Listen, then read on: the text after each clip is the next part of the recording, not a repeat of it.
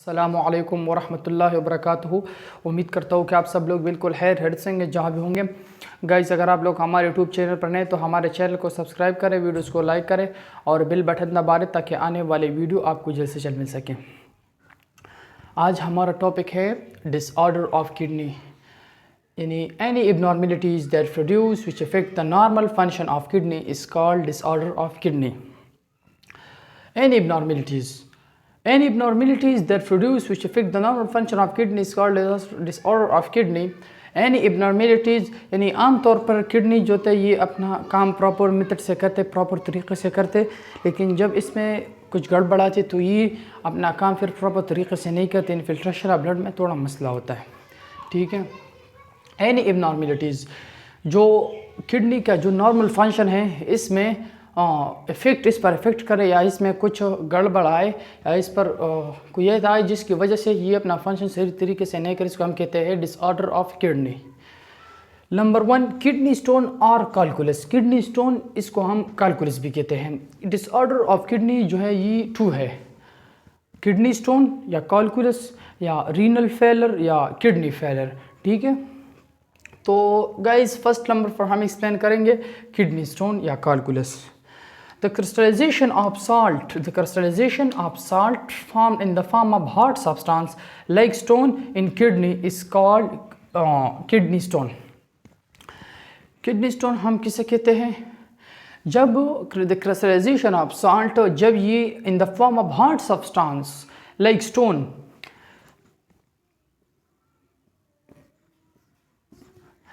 The crystallization of salt जब ये बनता है तो इससे जब ये हार्ड सब्सटेंस के यानी kidney hard substance like stone, the crystallization of salt जब नमक या फिर कोई ऐसी मटेरियल जो जिससे स्टोन बनता है जब वो एक जगह पर आता है तो ये कंबाइन होता है और हार्ड सब्सटेंस के शक्ल में यानी लाइक स्टोन यानी पत्थर के शक्ल में जब बनता है तो किडनी में, तो इसको हम कहते हैं kidney stone.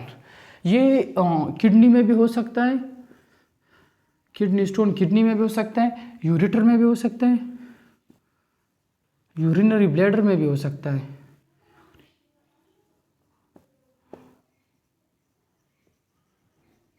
Kidney stone kidney में भी हो सकता है, यूरेटर में भी हो सकता है और यूरिनरी ब्लैडर में भी हो सकता है।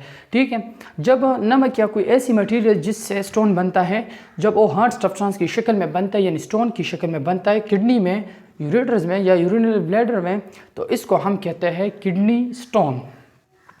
इसका सिम्पटम्स क्या है? सिम्पटम्स यानी इसकी अलामत क्या है? उसकी अलामत क्या है यानी हमें कैसे पता चलेगा कि इस बंदे के या हमारे किडनी में स्टोन है? उसके कुछ वाज़ेह अलामात हैं। Number 1, pain feel in kidney, obstruction in urine, blood in urine, Nasiya और वोमिटिंग। तो फर्स्ट नंबर पर है पेन फील इन किडनी, यानी किडनी पर बहुत ज़ोर से दर्द होगा। ठीक है। आदमी दर्द महसूस करेगा बहुत ज़ोर से। ठीक है। Obstruction in urine, blood in urine, Nazia और वोमिटिंग। सेकंड सिम्पटम जो है ऑब्स्ट्रक्शन इन यूरिन, यदि यूरिन जो फुल आउट नहीं होगा, थोड़ी थोड़ी होगा, आउट फुल नहीं हो सकता क्योंकि स्टोन या तो किडनी में प्रेजेंट होता है या यूरेटर में प्रेजेंट होता है या यूरिनरी ब्लैडर में भी प्रेजेंट होता है जिसकी वजह से यूरिन में ऑब्स्ट्रक्शन होता है। Blood in urine, blood in urine यानी यूरिन के साथ साथ ब्लड भी आउट होगा। ठीक है। यूरिन के साथ ब्लड भी आउट होगा क्योंकि ये स्टोन होता है या तो ये यूरिनरी ब्लैडर को ज़ख्मी करता है या यूरेटर्स को या फिर किडनी को, जिसकी वजह से यूरिन के साथ साथ ब्लड भी आउट होता है बॉडी से। वोमिटिंग और नाजिया ये दोनों ये भी एक अलामत हैं जो जब किडनी स्टोन यानी कैलकुलस या किडनी स्टोन में ये भी ज़ाहिर होता है। वोमिटिंग यानी आदमी का दिल जब होता है वो भी सही तरीके से काम नहीं करता। ठीक है। तो नाज़िया और वोमिटिंग ये भी एक अलामत है किडनी स्टोन या कैलकुलस में। इसके कुछ कॉजेज़ है। कॉजेज़ जो है असरात है। कॉजेज़ मीन असरात। जब एक आदमी के किडनी में स्टोन होता है तो उसके असरात क्या होंगे? उसके असरात ये होता है कैल्शियम ऑक्सलेट, किस चीज़ की वजह से, यूरिक एसिड या कैल्शियम ऑक्सलेट। कैल्शियम ऑक्सलेट ज़्यादातर स्पेनिश में होता है, कैल्शियम ऑक्सलेट ज़्यादातर स्पेनिश में होता है, यानी पालक साग।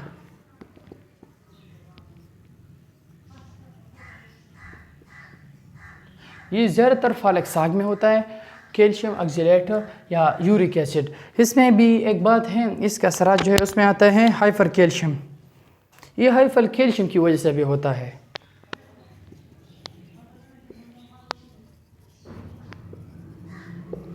यानी hyper calcium mean high level of calcium.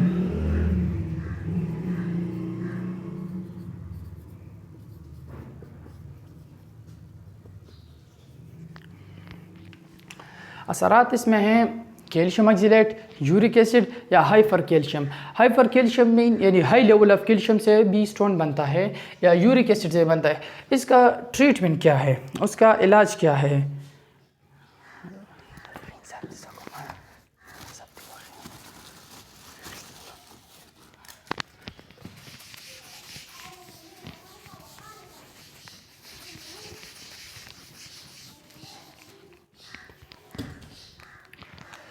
Treatment उसका है मोर ड्रिंकिंग ऑफ वाटर, यानी ज़्यादा से ज़्यादा पानी को पीना।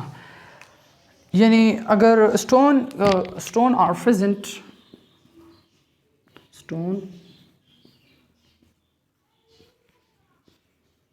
आर प्रेजेंट इन किडनी,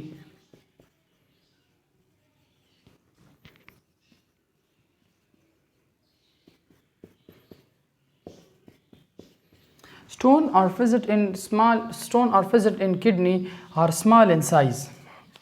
यानी अगर स्टोन किडनी में प्रेजेंट है या यूरेटर में प्रेजेंट है या यूरिनरी ब्लैडर में प्रेजेंट है, अगर ये साइज़ में स्मॉल है, अगर साइज़ में ये स्मॉल है तो ये इसका ट्रीटमेंट क्या है? मोर ड्रिंकिंग ऑफ वाटर।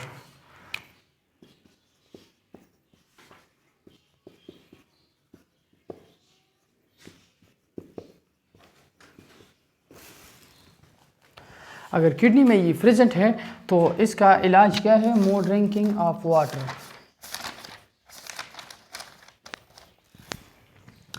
स्टोन और प्रेजेंट इन किडनी और स्मॉल इन साइज, अगर ये स्टोन किडनी में है, यूरिनर में या यूरिनरी ब्लैडर में है, अगर ये स्मॉल इन साइज है, अगर ये साइज में स्मॉल है तो ये it can be treated with more drinking of water. अगर हम ज़्यादा से ज़्यादा पानी पिए तो इसका ट्रीटमेंट हो सकता है।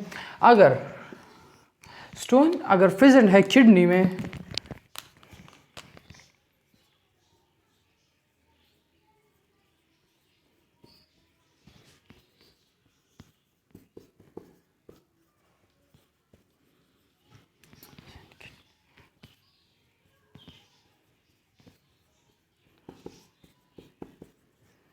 स्टोन अगर किडनी में प्रेजेंट है लेकिन ये साइज़ में स्मॉल नहीं है, ये साइज़ में लार्ज है, तो ये it can be treated with lithotripsy.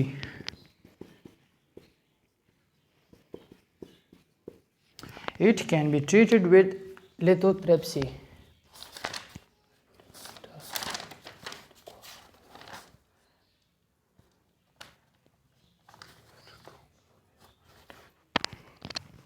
इसका अपना एक साइज़ है।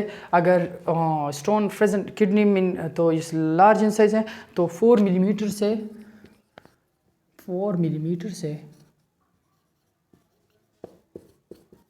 2 सेंटीमीटर।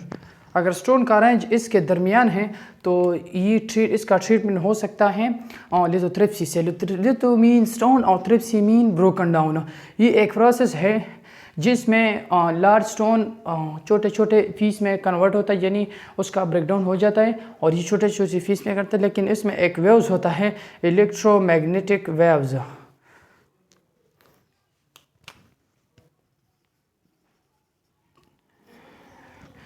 4 मिलीमीटर से 2 सेंटीमीटर तक अगर स्टोन इसके दरमियान है तो ये इसका ट्रीटमेंट हो सकता है लिथोट्रिप्सी से। लिथोट्रिप्सी क्या है? लिथो मीन स्टोन और ट्रिप्सी मीन ब्रेकडाउन। लिथोट्रिप्सी ये एक प्रोसेस है, ये एक अमल है जिसमें स्टोन जो होता है, ये अगर इसके दरमियान इसका रेंज है तो हम it can be treated with lithotripsy. Lithotripsy एक अमल है जिसमें स्टोन ब्रेक डाउन होता है छोटी इंटू स्मॉल फीस, ठीक है। ये एक इसमें ख़ास किस्म के वेव्स होते हैं जिसके ज़रिए स्टोन ब्रेक डाउन होता है। और इसमें सेकंड नंबर जो है वो है किडनी फेलर या रीनल फेलर। रीनल फेलर या किडनी फेलर ये डिसऑर्डर ऑफ किडनी का दूसरा डिसऑर्डर ऑफ किडनी में किडनी स्टोन या कैलकुलस सेकंड नंबर पर होता है। रीनल फेलर या किडनी फेलर। रीनल फेलर क्या है? It is a condition in which nephron are progressively destroyed and functioning and stop functioning is called renal failure। ये एक कंडीशन, ये एक हालत है रीनल फेलर। ये एक हालत है जिसमें नेफ्रॉन जो होता है वो प्रोग्रेसिवली डिस्ट्रॉय होता है और उसका जो फंक्शन होता है उसको प्रोग्रेसिवली स्टॉप करता है, तो इसको हम कहते हैं रीनल फेलियर, ठीक है। एक ऐसा हालत है जिसमें नेफ्रॉन प्रोग्रेसिवली डिस्ट्रॉय और अपना फंक्शन छोड़ देता है, तो इसको हम कहते हैं रीनल फेलियर। इसका असरात जो है वो है हाइपरटेंशन यानी high blood pressure. High blood number 1 hypertension, high blood pressure, diabetes यानी sugar, over use of medicine. इसका असरात जो है ये ज़्यादा ब्लड प्रेशर की वजह से भी होता है, शुगर की वजह से भी होता है, ओवर यूज़ ऑफ मेडिसिन यानी ज़्यादा से ज़्यादा हद के सिवा मेडिसिन का इस्तेमाल करना, इससे भी होता है। फॉर एग्ज़ाम्पल एस्प्रिन, ब्रोफीन, ये ज़्यादा से ज़्यादा इस्तेमाल करना यानी ज़रूरत से ज़्यादा इस्तेमाल करने से ये किडनी फेलर या रीनल फेलर भी काज होता है। सिम्पटम्स, इसकी अलामत क्या है? Weight loss. सबसे पहले तो बंदे का वेट जो होता है वो लॉस होता है। Vomiting, Nasiya, blood in urine, जिस तरह मैंने किडनी स्टोन में भी बता दिया। ब्लड इन यूरिन यानी यूरिन के साथ साथ भी ब्लड भी आउट होगा, क्योंकि नेफ्रॉन जो होता है यहाँ पर वो प्रोग्रेसिवली डिस्ट्रॉय होता है और अपना फंक्शन स्टॉप करता है। नेफ्रॉन क्या है? बहुत से लोगों के ज़हन में क्वेश्चन आता है कि इधर नेफ्रॉन क्या है? नेफ्रॉन जो होता है nephron is the basic and structure unit of kidney. Nephron is the basic structural and functional unit of kidney। Nephron, इधर मैंने रीनल फेलर में बता दिया कि ये एक कंडीशन है, एक हालत है जिसमें नेफ्रॉन प्रोग्रेसिवली स्टॉप होता है और अपना फंक्शन रोक देता है, इसको हम कहते हैं रीनल फेलियर। नेफ्रॉन जो है ये is the basic structure and function unit of kidney, ये किडनी का यूनिट है और जब ये डिस्ट्रॉय होता है तो ज़ाहिरी बात है किडनी फेलियर तो काज होता ही है।